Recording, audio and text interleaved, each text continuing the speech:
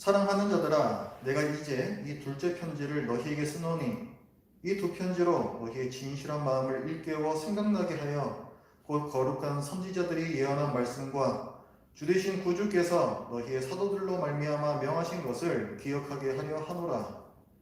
먼저 이것을 알지니 말세에 조롱하는 자들이 와서 자기의 정욕을 따라 행하며 조롱하여 이르되 주께서 강림하신다는 약속이 어디 있느냐?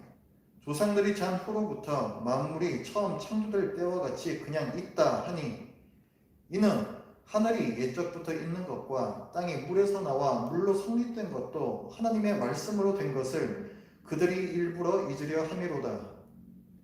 이로 말미암아 그때에 세상은 물이 넘침으로 멸망하였으되 이제 하늘과 땅은 그 동일한 말씀으로 불사르기 위하여 보호하신 바 되어 경건하지 아니한 사람들의 심판과 멸망의 날까지 보존하여 두신 것이니라. 아멘. 베드로 후서는 베드로가 쓴 편지입니다. 교회에 보낸 편지예요. 이 편지를 받는 사람들은 누구인가? 오늘 본문의 1절 말씀을 보니까 사랑하는 자들아, 내가 이제 이 둘째 편지를 너희에게 쓴다 밝히고 있습니다. 그러니까 지금 베드로가 이미 알고 있는 사람들, 서로 이미 알고 있는 서로 구면인 사람들한테 베드로가 편지를 보냈습니다. 그리고 처음 시작할 때에 사랑하는 자들아 이렇게 말하는 걸 보니까 베드로가 각별히 사랑하는 사람들인 것 같아요. 그리고 우리가 읽어보면 베드로 후서는 유언의 성격을 가지고 있습니다. 1장 말씀을 보면요, 1장 12절부터의 말씀을 보면 베드로가 죽을 날을 앞두고 있음을 알 수가 있습니다. 13절 말씀을 보면 1장 13절 내가 이 장막에 있을 동안에, 여기서 장막이라는 것은 자기 육체를 뜻합니다. 내가 이 장막에 있을 동안에 너희를 일깨워 생각나게 함이 옳은 줄로 여기노니 이는 우리 주 예수 그리스도께서 내게 지시하신 것 같이 나도 나의 장막을, 내 육체를 벗어날 것이 임박한 줄을 알미라. 좀 있으면 죽는다는 거죠. 이 베드로 후서는 베드로가 옥에 갇혀 있을 때 쓴 편지로 알려져 있습니다. 이제 죽음을 앞두고 있는, 순교를 앞두고 있는 거죠. 또 15절 말씀에서도 내가 힘써 너희로 하여금 내가 떠난 후에라도, 이 세상을 떠난 후에라도 어느 때나 이런 것을 생각나게 하려 하노라. 그러니까 지금 베드로는 죽을 날을 앞두고 있으면서 내가 죽은 후에도 너희들이 이것만은 계속해서 생각하고 기억했으면 좋겠다. 이런 유언과도 같은 편지를 성도들에게 보낸 것입니다.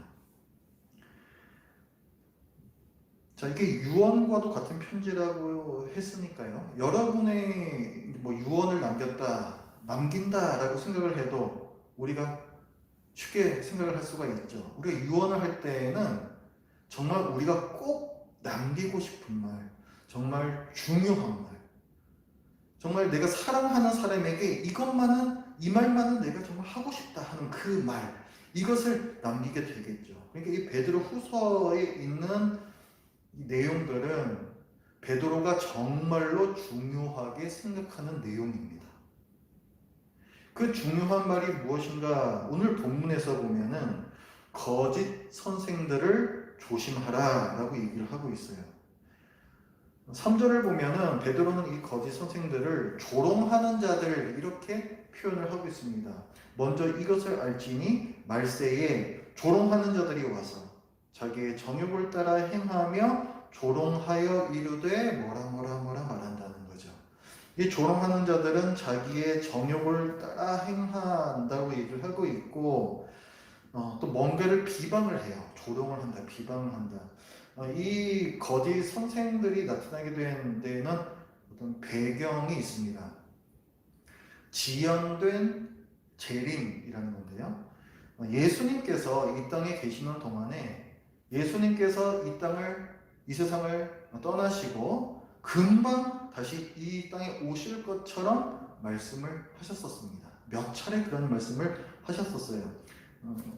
제가 좀 읽어드리겠습니다. 그냥 들으십시오. 마태복음 16장 28절 말씀 보면 예수님께서 이렇게 말씀하세요. 진실로 너희에게 이르노니 여기 서 있는 사람 중에 죽기 전에 인자가 그 왕권을 가지고 오는 것을 볼 자들도 있느니라. 앞에 서 있는 제자들에게 말씀하시는 거예요. 너희 여기 서 있는 사람 중에 너희가 죽기 전에 인자라는 거는 예수님을 가리키는 거잖아요. 인자가 그 왕권을 가지고 오는 것, 재림입니다. 그래서 볼 자들도 있느니라. 또 마태복음 24장 27절과 34절 말씀에서도 번개가 동편에서 나서 서편까지 번쩍임 같이 인자의 임함도 그러하리라. 예수님의 재림에 대해서 말씀을 하는데 내가 진실로 너희에게 말하노니 이 세대가 지나가기 전에 이 일이 다 일어나리라. 그러니까 정말 금방이라도 예수님께서 다시 오실 것처럼 이렇게 말씀을 하셨어요. 그래서 당시에 많은 신자들이 예수님께서 부활 승천하신 후에 많은 그리스도인들이 예수님께서 금방 다시 오실 것이라고 믿고 또 그에 따라 경건하게 살았습니다. 내가 부끄럽지 않은 모습으로 살다가 다시 오실 주님을 만나 뵈리라. 그런데 예수님께서 안 오시는 거예요. 참 당황스러운 일이 아니겠습니까? 예수님께서 약속을 해주셨는데 그 예수님께서 지금 안 오신다고요. 참 당황스럽고 또 회의를 느끼는 사람들도 있습니다. 아니 굳이 내가 이렇게 살아야 되나? 그러니까 지금까지 예수님께서 금방이라도 재림하실 그것을 믿으면서 매우 경건하게 살았던 사람들이 있었는데 이제는 그 사람들이 이 반대쪽 방향으로 이 마치 추가 진자 운동을 하듯이 이제 그 반대쪽 방향으로 쏠리기 시작했다는 거예요. 경건하게 살 필요가 없다. 그냥 내 욕심대로 내가 하고 싶은 대로 그냥 사는 거다. 이런 식으로 양극단으로 갈라지는 현상이 나타났습니다. 이때에 거짓 선생들이 등장을 해요. 이 사람들이 뭐라고 가리키냐면 오늘 본문의 3절과 4절 말씀을 보면 주님이 다시 오신다는 약속이 어디 있느냐? 주님의 그런 약속은 이루어지지 않는다는 거예요. 주님이 재림하시지 않으므로 이 세상은 멸망하지 않는다. 지금 이 세상을 봐라. 옛날이나 지금이나 똑같이 이 세상은 잘 굴러가고 있다. 앞으로도 그럴 거야. 이렇게 가르치는 거예요. 그러니까 주님의 재림은 없다. 그러므로 이 세상에서 그냥 잘 먹고 잘 살다가 나중에 죽어서 우리가 주님을 만나면 되는 거다. 이렇게 가르치는 사람들, 그 사람들이 이제 거짓 선생들입니다. 그러니까 이런 가르침을 사람들이 듣고는 그 다음부터는 정말 그런 것 같은데? 왜냐하면 자기 눈에 보이는 현실이 그러니까. 그래서 정말로 그 사람들의 말을 듣고 그 다음부터는 방탕하게 자기 마음대로 자기 욕심대로 사는 신자들이 생기기 시작했습니다. 오늘날에도 이런 생각들은 많이 퍼져 있어요. 우리 신자들 가운데에서도요, 이런 생각을 은연중에 사실 합니다. 세상은 어제나 오늘이나 잘 돌아가고 있다.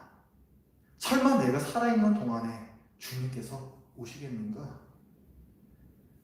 그냥 예수 믿다가 죽으면 천국 가는 거지. 그래서 경건한 생활보다는 편안한 생활, 부유한 생활을 꿈꿉니다. 그래서 노후 대책에 대해서 걱정을 하고 내가 오늘 주님 앞에서 어떻게 살아야 할 것인가, 다시 오실 주님을 내가 어떻게 맞이할 것인가, 거기에 대해서는 별로 고민을 하지 않아요. 이런 생각을 하면서 사는 신자들의 삶이란 사실은 매우 주님께서 보시기에 바람직하지가 않습니다. 그들의 마음 가운데 믿음이 있다거나 하나 그들의 생각에는 주님은 다시 오시지 않는다. 이런 생각이 실질적으로는 있는 거와 마찬가지예요. 이 세상은 멸망당하지 않는다. 이 생각이 마치 비신자들과 다름없이 사실은 그들의 삶을 지배를 하고 있습니다. 믿음이 있다거나 하나 믿음이 없는 자들과 실제적으로 다를 바가 없는 삶을 산다는 거예요. 주일에 예배드리는 것 외에는.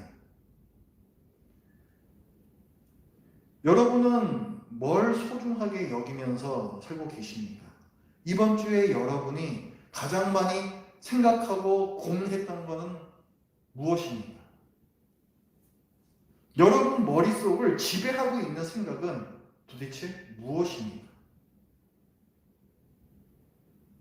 주님께서 곧 오신다면 여러분은 어떻게 살다가 주님을 만나고 싶으세요? 오늘이라도 주님께서 오신다면 여러분은 내가 왜 어제 그렇게 살았지? 하는 후회가 과연 없습니까? 지금의 삶에 후회가 없느냐는 거죠. 주님을 배웠을 때 면목 없이 머리를 뒤통수를 긁적거리는 혹시 그런 만남이 되지는 않을 것인가? 이것은 뭘 말하냐면 주님의 재림에 대한 생각이, 주님께서 이 땅에 재림하시는 것에 대한 생각이 우리의 가치관과 우리의 실제의 삶을 결정한다는 거예요.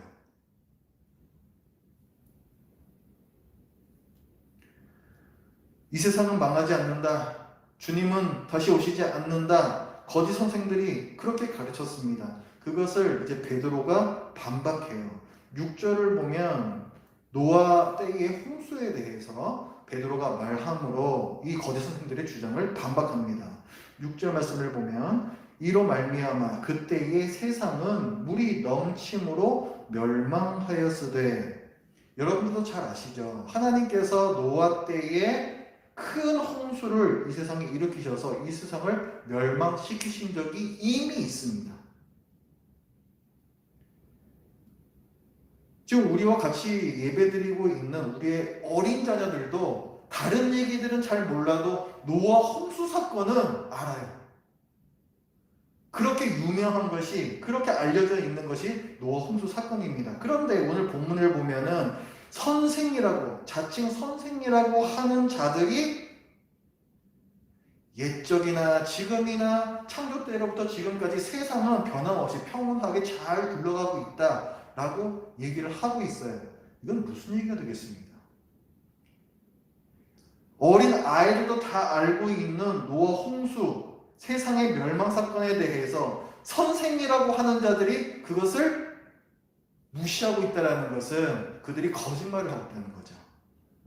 일부러 고의적으로 거짓말을 하고 있다는 거예요. 자기가 하고 싶은 말을 하기 위해서. 그래서 5절 말씀을 보면 이렇게 얘기해요. 이는 하늘이 예적부터 있는 것과 땅이 물에서 나와 물로 성립된 것도 하나님의 말씀으로 된 것을 그들이 일부러 잊으려 함이로다. 창조 사건, 그 다음에 노아 홍수 사건, 이런 것들 그들이 다 일부러 모른 체 한다는 거예요. 그러면서 거짓된 가르침을 사람들에게 주고 있습니다. 이들은 왜 이런 거짓말을 하는 걸까요? 이들은 사건들입니다. 돈이 목적인 사람들이에요. 그 앞에 2장 3절 말씀을 보면요, 거짓 선생들에 대해서 이렇게 얘기합니다. 그들이 탐심으로써 지어낸 말을 가지고 너희로 이득을 삼으니 그들의 심판은 어쩌고저쩌고 이렇게 나오죠. 그러니까 이들의 목적은 뭐냐면 사람들을 이용해서 자기네들이 돈을 버는 거, 그 탐심이 이들의 동기입니다. 무슨 말이냐면요, 이 베드로 당시에도 교회 안에도 지금 부유하게 잘 살고 있는 사람들이 있었습니다.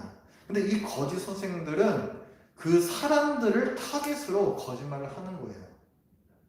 주님은 다시 오시지 않는다. 세상은 멸망당하지 않는다. 그냥 이 세상에서 잘 먹고 잘 살다가 그냥 천국에 가면 되는 거다. 이렇게 가르침으로써 교회에 있는 그 돈 많은 사람들이 더 이상 어떤 양심의 부담을 가지지 않고 윤리적인 부담을 가지지 않고 방탕하게 자기 마음대로 살 수 있는 그 어떤 여지를 줬다는 거예요. 그리고 이 돈 많은 사람들은 그것이 고마워서 이 거짓 가르침을 준 사람들한테 사례를 줍니다. 거짓 선생님들의 목적은 여기 있었다는 거예요. 돈 많은 사람들한테 그 귀와 마음을 기쁘게 하는 거짓말을 함으로써 경제적인 이득을 취하는 것, 이것이 이 사람들의 목적이었습니다. 그러나 이제 베드로는 그게 아니다 하면서 마지막 심판에 대해서 제대로 가르치죠. 7절 말씀을 보면 이제 하늘과 땅은 그 동일한 말씀으로 불사르기 위하여 보호하신 바 돼요. 지금 왜 어제와 오늘 하늘과 땅이 제대로 그냥 잘 굴러가고 있는 것 같으냐에 대해서 설명을 하는 거예요. 그 동일한 말씀으로, 동일한 말씀이라는 것은 노아 시대 때에 하나님께서 경고의 말씀을 주셨었죠. 이 땅이 물로 멸망당한다. 하나님께서 물과 하나님의 말씀으로서 이 세상을 멸망시킨 적이 있습니다. 그 동일한 말씀과 이번에는 불로서, 이런 뜻이에요. 7절은 그 동일한 말씀으로 불사르기 위하여 지금 이 하늘과 땅을 보호하고 계시는 것이다. 하나님께서 정하신 그 심판의 때가 있어요. 그때까지 이 하늘과 땅을 보호하고 계신 것이다. 경건하지 아니한 사람들의 심판과 멸망의 날까지 보존하여 두신 것입니다. 언제까지나 이렇게 이 하늘과 땅이 계속 잘 굴러가는 것이 아니라 하나님께서 정하신 때가 되면은 악인들에 대한 심판과 멸망의 때가 있는데 그때까지라는 거예요.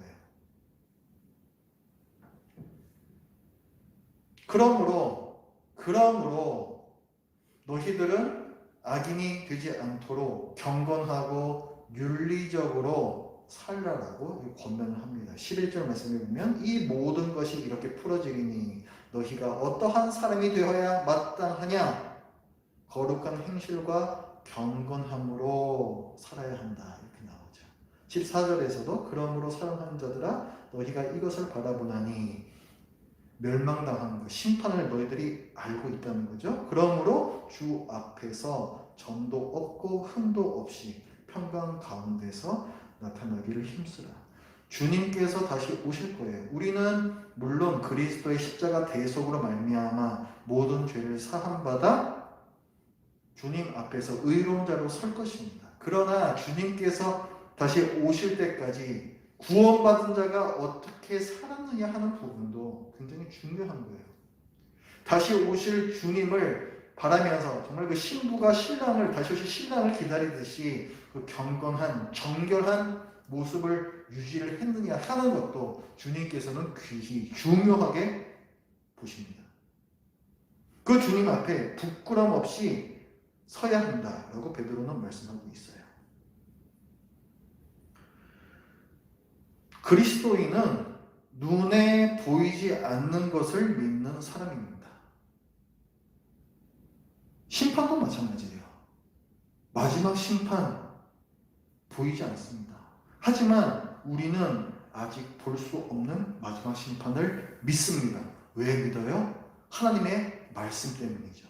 성경 말씀 때문에 그렇습니다.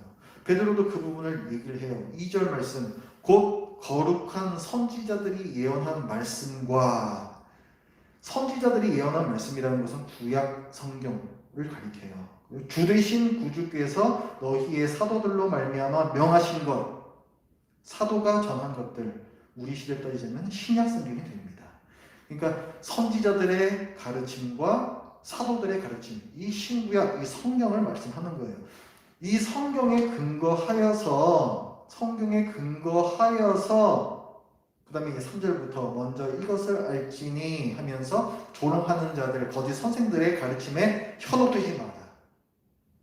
마지막 날까지 이 땅과 이 하늘을 하나님께서 보존하고 계신 것이다. 이것을 말씀해요. 하나님의 말씀에 근거하여서 실로 그러합니다. 구약 성경을 보면 하나님께서 마지막 날에 이 세상을 심판하신다라는 그 예언을 수도 없이 하셨어요. 몇 개만 제가 말씀드리겠습니다. 시편 50편 6절에서는 하늘이 그 공의를 선포하리니 하나님 그는 심판장이심이로다. 하나님께서는 심판자이시다 말씀하고 있고, 시 96장 13절에서는 저가 임하시되, 하나님께서 이 땅에 임하신다는 거예요. 땅을 판단하려 임하실 것이니라. 저가 의로 세계를 판단하시며 그의 진실하심으로 백성을 판단하시리로다. 세계를 판단하신다, 백성을 판단하신다는 것은 재판하신다는 거예요. 의로서, 재판관으로서 심판하러 오신다라는 말씀입니다. 또 스가랴 14장 3절에서는 그때의 마지막 날을 뜻합니다. 이 세상의 마지막 날, 여호와께서 나가사 그 열국을 치시되 이왕 전쟁 날에 싸운 것 같이 하시리라. 맹렬한 심판에 대해서 말씀하고 있어요. 전쟁과도 같은 그 맹렬한 심판에 대해서 하나님께서 오셔서 그 심판을 하신다, 이런 말씀을 하고 있습니다. 이거 외에도 구약 성경에는 수없이 많은 비슷한 말씀들이 있습니다. 신약 성경에서도 마찬가지죠. 주님께서 마지막 날에 다시 오셔서 이 세상을 심판하신다, 악인들을 심판하신다는 예언이 아주 많이 나와 있습니다. 예수님께서 친히 그런 말씀도 하셨었죠. 마태복음 16장 27절, 인자가 아버지의 영광으로 그 천사들과 함께 오리니 그때에 각 사람의 행한 대로 갚으리라. 심판자로 예수님께서 오신다. 또 누가는 사도행전 17장에서 이렇게 얘기합니다. 이는 정하신 사람으로 하여금 천하를 공의로 심판할 날을 작정하시고, 하나님께서는 이 천하를 공의로 심판하실 날을 이미 정해 놓으셨다 말씀합니다. 로마서 2장에서는 또 사도 바울이 이렇게 얘기를 해요. 곧 내 복음에 이른 바와 같이 하나님이 예수 그리스도로 말미암아 사람들의 은밀한 것을 심판하시는 그날이다. 예수님께서 심판하시는 그날에 대해서 또 고린도후서 5장에서는 이는 우리가 다 반드시 그리스도의 심판대 앞에 드러나 각각 선악간에 그 몸으로 행한 것을 따라 받으려 함이라. 데살로니가전서 4장, 주께서 호령과 천사장의 소리와 하나님의 나팔 소리로 친히 하늘로부터 강림하시리니. 디모데후서 4장 1절, 하나님 앞과 살아있는 자와 죽은 자를 심판하실 그리스도 예수 앞에서 그가 나타나실 것과 그의 나라를 두고 엄히 명하노니. 이거 말고도 우리가 그 가을에 공부했던 요한계시록에서도 각 심판 시리즈의 일곱 번째 심판마다 마지막 심판에 대해서 하나님께서, 주님께서 말씀을 하고 계십니다. 이 예수님의 다시 오심과 심판에 대해서는 그 근거 구절을 찾으려면 수도 없이 많이 있어요. 제가 이 많은 말씀 중에서 단지 몇 개만 읽어드리는데도 여러분 조금 지루하기도 하고 좀 지겹고 그렇죠. 정말로 많은 약속들을 이 성경에서 주셨습니다. 그런데 이렇게 많은 약속들을 주셨는데도 불구하고 우리는 지겹다, 아유 그래 알겠다, 이렇게 생각함에도 불구하고 우리가 그 약속이 이루어지지 않을 것처럼 사는 이유는 도대체 무엇입니까? 그것은 우리가 하루하루 눈에 보이는 것을 믿으면서 살기 때문에 그렇습니다. 우리가 보기에는 어제의 우주가 오늘의 우주로 돌아가고 있고, 또 내일도 오늘처럼 이렇게 우주가 잘 돌아갈 것처럼 그렇게 보이죠. 그런데 현재 우리가 보고 있는 우주가 내일의 우주를 장담하지 못합니다.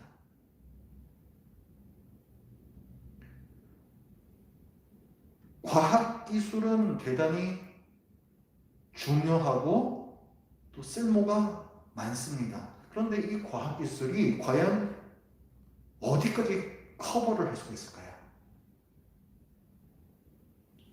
과학은요, 현재 우주의 모습을 발견하고 그 우주에 대해서 어느 정도까지는 설명을 합니다. 하지만 과학은 우주의 기원에 대해서는 설명하지 못해요. 지금 우주가 어떻게 생겨나는가, 우주의 기원에 대해서 가장 설득력 있는 어떤 학계의 설명이 빅뱅 이론이라는 거죠. 우주가 어떤 한 점에서부터 빵 터지면서 현재 우주로 팽창되었다. 기운도 계속 팽창하고 있다. 그 과정 가운데서 뭐 은하계도 생기고 지구도 생기고 이렇게 된 것이 이제 빅뱅 이론입니다.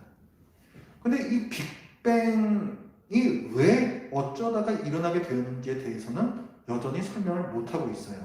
그리고 빅뱅이 일어나기 위해서는 엄청난 그 밀도와 압력으로 뭉쳐져 있는 어떤 점과 같은 그런 어떤 물질이 처음에 있었다는 것으로 시작을 하는데 도대체 이 물질은 또 어떻게 생기게 된 것인지, 왜 만들어졌는지, 그리고 도대체 이렇게 뭉쳐둔 이 물질이 어쩌다가 이게 터지게 되었는지 그런 부분에 대해서는 여전히 설명을 할 수가 없습니다. 왜 이걸 계속 들어가다 보면은 과학은 한계에 부딪힐 수밖에 없다는 거죠. 과학이 세상의 기원을 설명하지 못하듯이 과학은요, 세상의 종말에 대해서도 설명하지 못합니다. 과학은 중요한 거예요. 하지만 과학주의는 나쁜 것입니다. 과학으로 모든 것을 설명할 수 있다고 생각하는 게 과학주의예요. 그것은 과학이 아니라 신념입니다. 과학으로 모든 것을 설명할 수 있다고 믿는 신앙이에요. 그것은 종교입니다. 과학주의를 믿지 마십시오. 창조가 하나님의 주권과 하나님의 능력 가운데에서 일어났듯이 이 세상의 종말도 동일합니다. 하나님의 주권과 하나님의 능력 그 아래에서 일어납니다. 지금 조화롭게 운행되고 있는 이 우주는 하나님께서 계시지 않음을 증거하는 게 아니에요. 그 반대입니다. 오히려 하나님께서 계시며 하나님께서 이 우주를 매우 정밀하게 한치의 오차 없이 움직여 가고 계시다라는 증거입니다.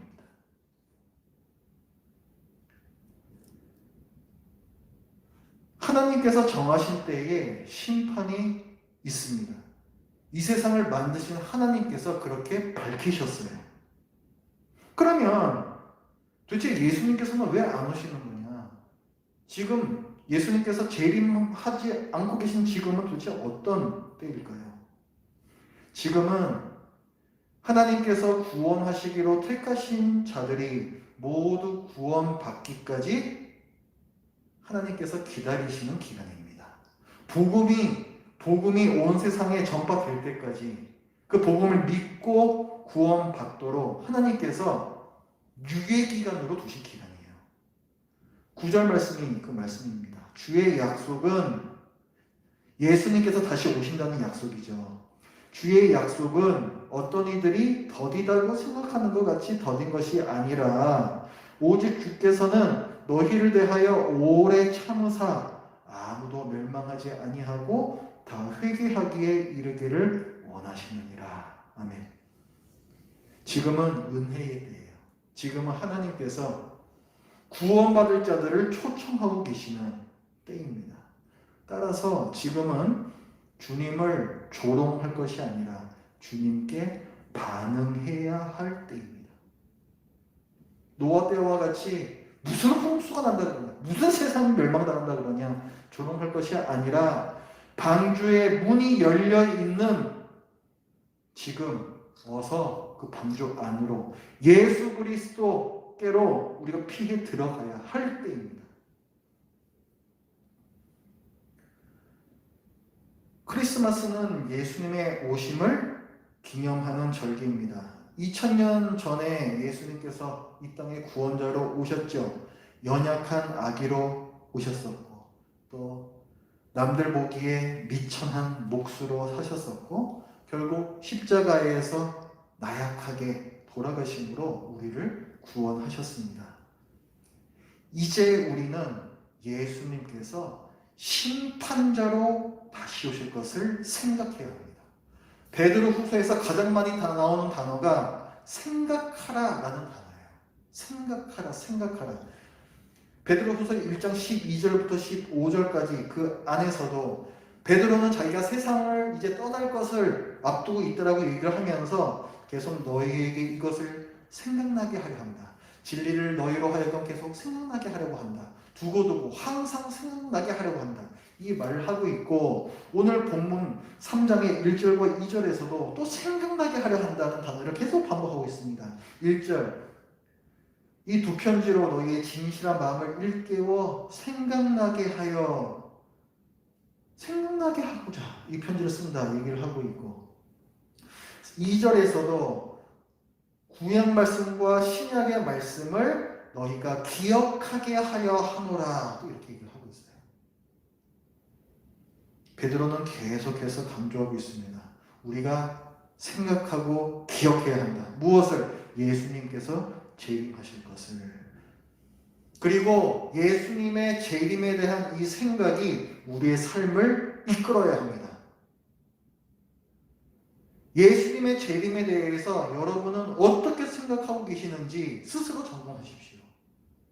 내가 살아있는 동안에는 예수님은 오시지 않을 거야. 이것이 여러분들의 솔직한 생각이신 건지 아니면 오늘이라도 정말 이 예배가 끝나기 전에라도 예수님께서는 갑자기 오실 수도 있다는 것이 여러분의 솔직한 생각이신 건지 그것을 점검을 하십시오.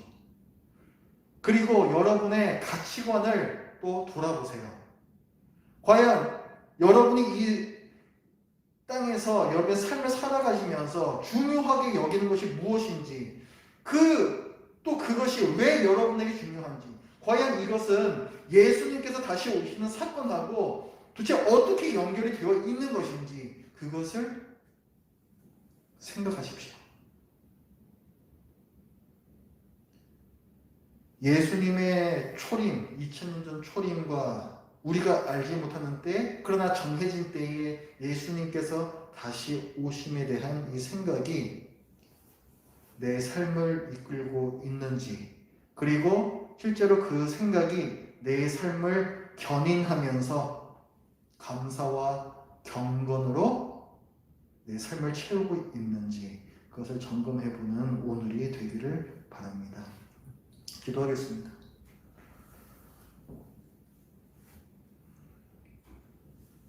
하나님 아버지, 죽음을 앞두고 성도들에게 마지막 중요한 말을 남긴 베드로의 편지를 저희들이 보았습니다. 기쁘고 복된 성탄절에 사실은 별로 유쾌하지 않은 또 경고의 말씀, 또 책망의 말씀을 베드로 후서를 통해서 주시는 그 하나님의 마음을 저희들이 되새겨 봅니다. 이 무서운 또 경고의 말씀 그 뒤에 그 경고보다 훨씬 큰 은혜와 사랑의 시선이 또 주님께 있음을 저희들이 또 기억을 합니다. 하나님 아버지, 저희들이 주님을 믿는 자로서 이 세상에서 어떻게 살아야 할지 오늘 이 크리스마스 때에 저희들이 또 진지하게 돌아보겠습니다. 그리고 저희들이 잘못 생각해 왔던 것들, 마치 이 거짓 교사들의 가르침처럼 사실은 내 삶 가운데에서 주님의 재림은 없는 그 삶을 저희들이 살아왔음을 이 시간에 회개합니다. 하나님 아버지, 언제라도 다시 오실 수 있는 그 주님을 저희들이 늘 의식하면서 그 생각이 우리들의 삶을 이끌도록 주님 저희를 붙들어 주시옵소서. 예수님의 이름으로 기도드립니다. 아멘.